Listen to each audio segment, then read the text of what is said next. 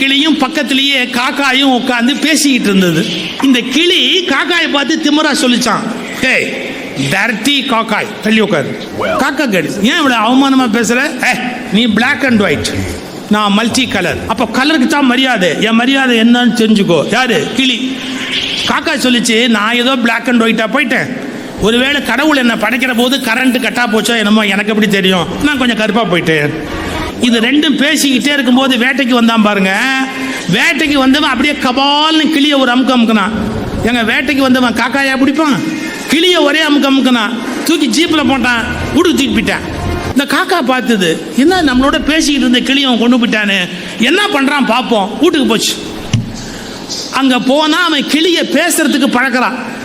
எப்படி தெரியுமா பழக்குவாங்க? பூண்டு இருக்குது இல்லையா, கார்லிக் பூண்டு, அதை எடுத்து நெருப்புல சுட்டு கிளி நாக்கில் வைக்கிறான், கிளிக்கு குழையறதுக்காக. என்ன சொல்லி கொடுத்தான்? குட் மார்னிங் சொல்லுன்னா. கிளிக்கு குட் மார்னிங் வரல, பூண்டை சுட்டு நாக்கில் வச்சுட்டான். கீச்சு மூச்சுன்னு கத்துச்சு பாருங்க. காக்கா மேலேருந்து பார்த்தது, நல்ல வேளை நான் பிளாக் அண்ட் ஒயிட். கொஞ்ச நேரம் ஆச்சு சார், அன்னைக்கு அமாவாசை. இந்த வேட்டைக்காரன் பொண்டாட்டி காக்காய்க்கு சோறு வச்சு வாசல்ல வச்சு நின்று கூவ ஆரம்பிச்சா, கா கா கான்னு ஒரு சவுண்டு விட்டா.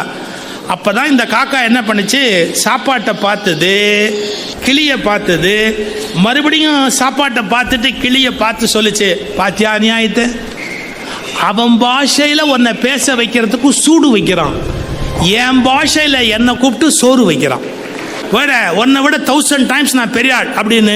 அப்படியே காக்கா பறந்து போச்சுறான்னா. பொம்பளை பிள்ளைங்க கவனிச்சுக்கணும், அழகா இருப்பது எவ்வளவு பெருமையானதோ அவ்வளவு ஆபத்தானது.